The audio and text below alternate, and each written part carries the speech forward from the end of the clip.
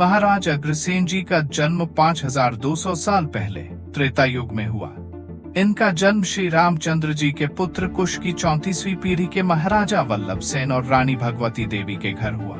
उनके जन्म के समय महर्षि गर्ग ने उनके पिता राजा वल्लभ को सूचित किया था कि अग्रसेन जी परम प्रतापी एक महान शासक बनेंगे और अपने राज्य में एक नया और समृद्ध शासन स्थापित करेंगे। इनका कुल इनके नाम से जाना जाएगा। बालक अग्रसेन को शिक्षा के लिए ऋषि तांडेय के आश्रम भेजा गया था, जहां उन्हें एक अच्छा शासक बनने के लिए सभी गुण दिए गए। जब अग्रसेन जी की उम्र 15 वर्ष की थी, तब उनके पिता ने महाभारत के युद्ध में पांडवों की तरफ से युद्ध लड़ा। उनके पिता महाराज वल्लभ सेन युद्ध के 10वें दिन भीष्म पितामह के हाथों वीरगति को प्राप्त हुए। तब भगवान श्री कृष्ण ने अग्रसेन को शोक से उबरने का दिव्य ज्ञान दिया और पिता का राजकाज संभालने और आगे बढ़ाने का आदेश दिया।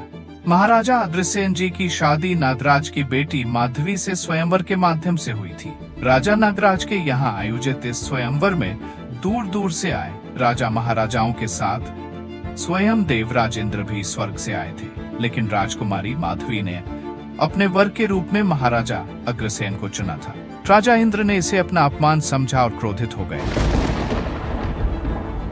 उनके क्रोध का खामियाजा प्रतापनगर के नगरवासियों को भुगतना पड़ा। इंद्रदेव ने प्रतापनगर में बारिश की एक बूंद भी नहीं बरसाई। परिणाम स्वरूप प्रतापनगर में भयंकर अकाल पड़ा और चारों ओर हाहाकार मच गया। अपने नगरवासियों की ऐसी हालत देखकर अग्रसेन जी और उनके छोटे भाई शूरसेन ने अपने ऐश्वर्य और दैवीय शक्तियों के बल पर राजा इंद्र से घमासान युद्ध करने का फैसला किया। ये देखकर कि अग्रसेन जी का पलड़ा भारी था और जीत निश्चित थी, देवताओं और नारद मुनि ने इंद्रदेव और महाराज अग्रसेन के बीच एक संधि का प्रस्ताव रखा और सौहार्दपूर्ण समझौता हो गया। अग्रसेन जी हरियाणा और राजस्थान के बीच बहने वाली सरस्वती नदी के तट पर भगवान शंकर और देवी लक्ष्मी की तपस्या करने चले गए। उनकी तपस्या से प्रसन्न होकर देवी लक्ष्मी प्रकट हुई और उन्हें निर्भय होकर नए राज्य की स्थापना करने का भी आदेश दिया। अपने नए राज्य की स्थापना के लिए महाराज अग्रसेन ने अपनी रानी माधवी के साथ पूरे भारतवर्ष का भ्रमण किया। ऋषि मुनियों और ज्योतिषियों की सलाह पर नए राज्य का नाम अग्रेगण रखा गया और उसकी राजधानी अग्रोहा की स्थापना की गई। यह जगह आज के हरियाणा के हिसार के पास स्थित है।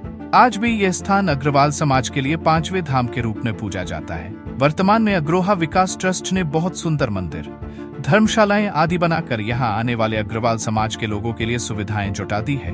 माता लक्ष्मी की कृपा से श्री अग्रसेन के 18 पुत्र हुए। राजकुमार विभु उनमें सबसे बड़े थे।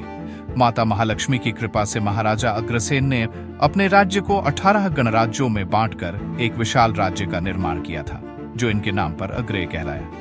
महर्षि गर्ग ने महाराजा अग्रसेन को 18 गणाधिपतियों के साथ 18 यज्ञ करने का संकल्प करवाया।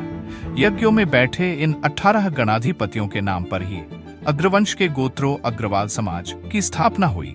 प्रथम यज्ञ के पुरोहित खुद गर्ग ऋषि बने। सबसे बड़े राजकुमार विभु को दीक्षित कर उन्हें गर्ग गोत्र से मंत्रित किया। इसी प्रकार दूसरा यज्ञ गोभिल ऋषि ने करवाया और द्वितीय गणाधिपति को गोयल गोत्र दिया।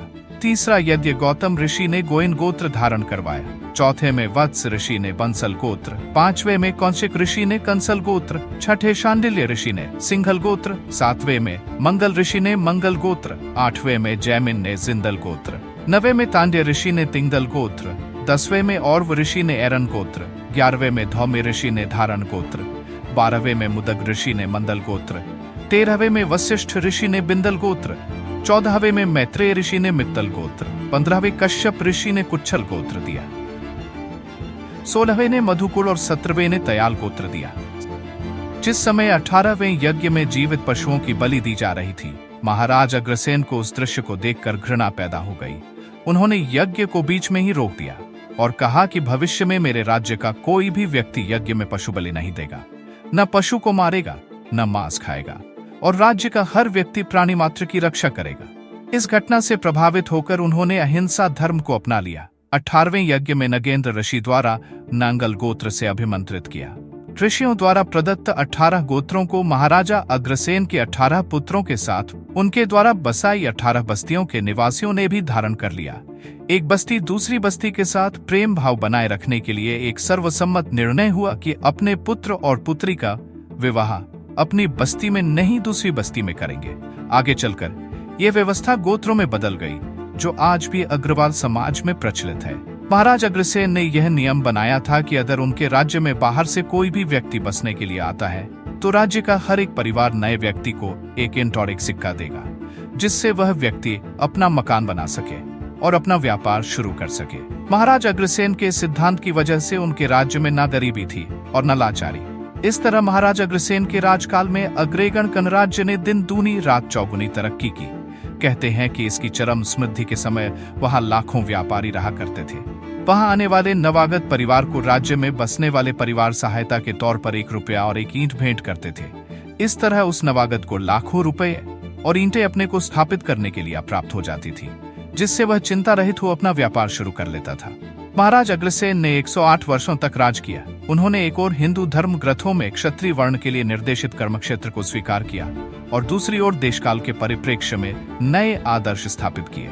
महाराजा अग्रसेन की जयंती का उत्सव विशेष रूप से उनके विचारों, दया, करुणा और सेवा की भावना को उजागर करता है।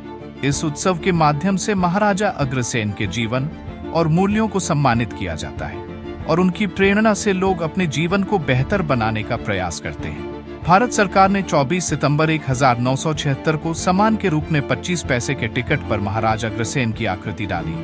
व्यापार और वाणिज्य में महाराजा अग्रसेन के योगदान के लिए 1995 में भारत सरकार ने एक यात्री विमान का नाम उनके नाम पर रखा। विमान बोइंग 737 था और उनकी विरासत और योगदान का सम्मान करने के लिए इसका नाम महाराजा अग्रसेन रखा गया था। हरियाणा सरकार ने 26 जुलाई 2021 को सूचित किया कि हरियाणा के हिसार शहर में बन रहे एयरपोर्ट का नाम महाराज अग्रसेन इंटरनेशनल एयरपोर्ट रखा जाएगा। आज भी दुनिया भर के शहरों में अग्रवाल समाज की तरफ से महाराजा अग्रसेन की जयंती पर भव्य कार्यक्रम आयोजित किए जाते हैं।